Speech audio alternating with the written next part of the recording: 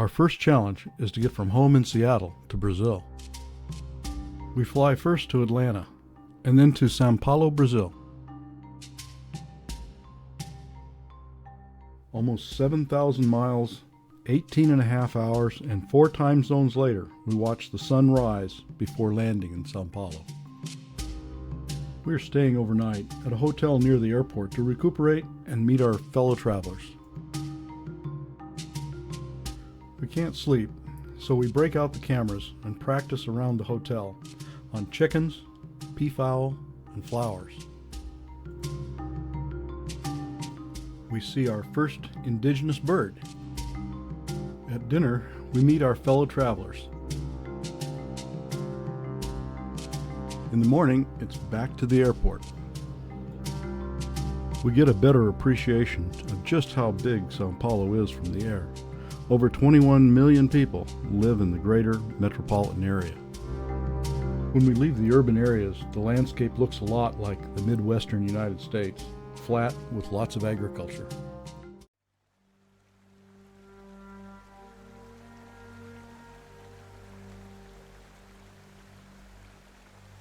We're flying to Cuiaba via Campo Grande.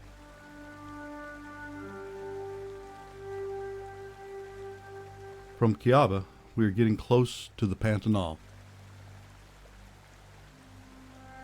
But first lunch, churrasco, Brazilian barbecue. Then on to Poconé, the self-appointed capital of the Pantanal. But this is where the adventure really begins, with the start of the Transpantaneira highway. We changed to a flatbed truck with seats and a canopy to be able to take pictures easily. The bus that met us at the airport goes ahead with our luggage. On both sides of the road, grasslands extend to distant higher ground with trees. In the wet season, the water level here will raise 6 feet or more, turning this into a great lake.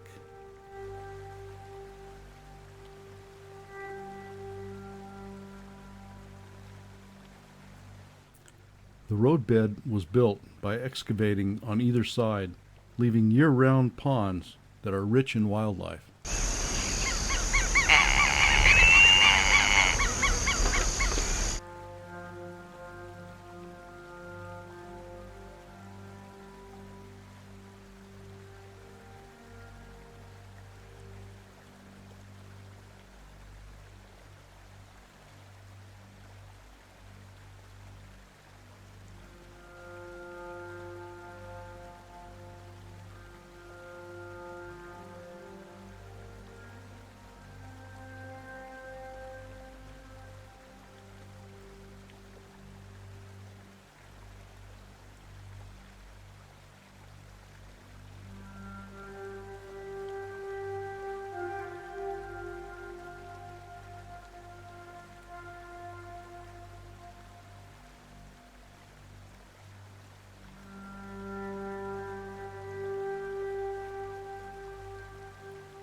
We are staying the night at the Pantanal Mato Grosso Hotel at 65 kilometers down the Transpantaneira highway, about halfway.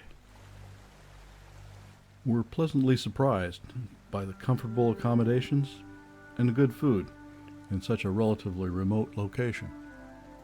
We watched the sunset on our first day in the Pantanal.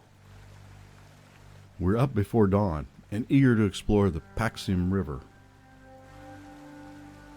The clouds reflected on the still waters make for beautiful pictures.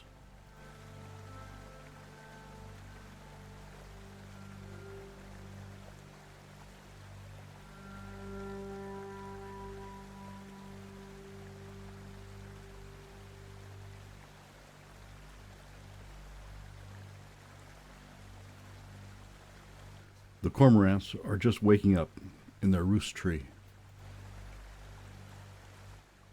And Anhinga warms up with the first rays of the sun.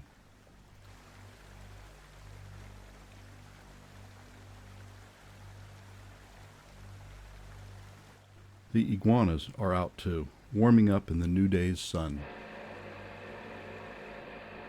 We move further along the river. We're looking for photo opportunities of all kinds, but especially for giant otters. The northern Pantanal borders the state of Amazonia on the north. The riverbanks remind me of the Amazon, with the same kind of plants, just not as big.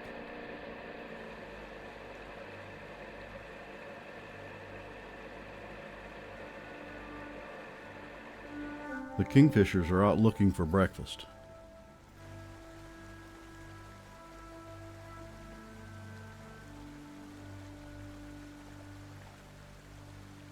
It's time for us to head back to the hotel for breakfast. The caiman by the boat dock are looking for their breakfast too. After a hearty breakfast, it's back out to find those otters. Everyone has their long lenses on and are ready for them.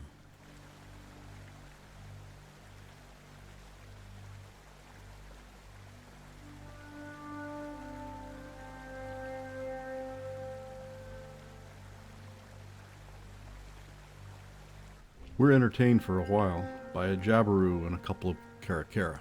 The jabiru is the largest flying bird in Central and South America. Large males can reach 5 feet. In the local Indian language, jabiru means swollen neck, aptly named.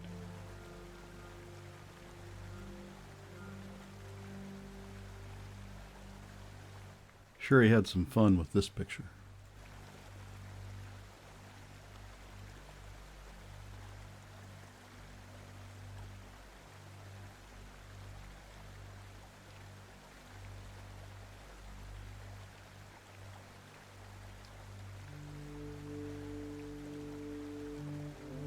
We're still looking for otters. This is ideal habitat. Still water with lots of water hyacinth. Then there they are, 3 of them, checking us out.